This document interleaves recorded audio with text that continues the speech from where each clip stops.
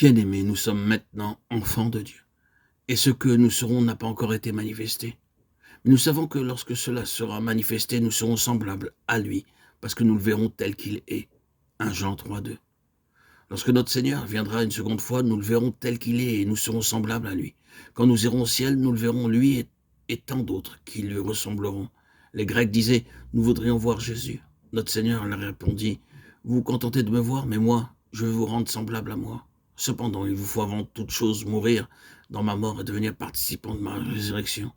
Et en définitive, vous serez semblable à moi et vous entendrez ma voix pour l'éternité. Notre Seigneur a prié dans Jean 12, 28, « Père, glorifie ton Fils. Ainsi beaucoup me verront dans ta pleine gloire et deviendront semblables à moi. » C'est alors que la voix devint perceptible. Ce n'est qu'à partir du moment où nous glorifions son nom par tous nos actes que nous entendons sa voix. Veuillez prier avec foi, Seigneur. Je veux vivre une vie telle que ton nom puisse être hautement glorifié à travers moi. Seigneur, révèle-moi si ton nom est glorifié à travers mes plans, mes paroles, mes actes. Nous prions d'habitude de la façon suivante. Seigneur, tu dois exaucer ma prière. Je donne telle somme si tu réponds entièrement. Et une somme moindre si l'exaucement n'est que partiel. Telles sont nos conditions humaines. Il vaudrait mieux que vous priez en vue de sa glorification à travers votre succès ou votre échec, votre vie ou votre mort, votre santé, votre maladie, votre pauvreté ou votre prospérité. Seigneur, maintiens-moi là où je puis glorifier ton nom. Je ne désire, ne recherche rien d'autre. Je puis vous assurer que alors vous entendrez la voix de Dieu venant du ciel vous indiquant le chemin.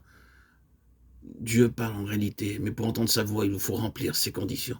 Croyez-vous de tout cœur qu'en apprenant le secret d'entendre et de discerner la voix de Dieu, nous pouvons avoir la réponse à toutes nos questions et à tous nos problèmes?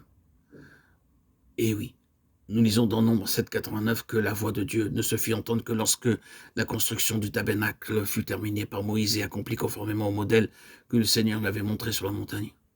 Nous lisons encore dans Exode 40,34 que la gloire de Dieu remplit alors le tabernacle, que sa voix commença à se faire entendre entre les deux chérubins dans le lieu très saint. Frères et sœurs en Christ, toute personne désireuse de connaître la volonté de Dieu doit se rendre auprès du souverain sacrificateur qui entendait alors la voix de Dieu dans le lieu très saint. Et le Seigneur Jésus-Christ est notre souverain sacrificateur céleste et éternel.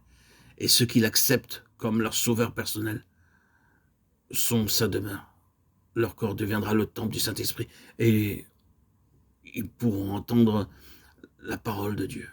Il n'y a donc désormais plus lieu de consulter quelques souverains sacrificateurs terrestres. L'homme peut s'adresser à Dieu lui-même par l'intermédiaire du Seigneur Jésus-Christ, le souverain sacrificateur, et recevoir une réponse et entendre journellement sa voix.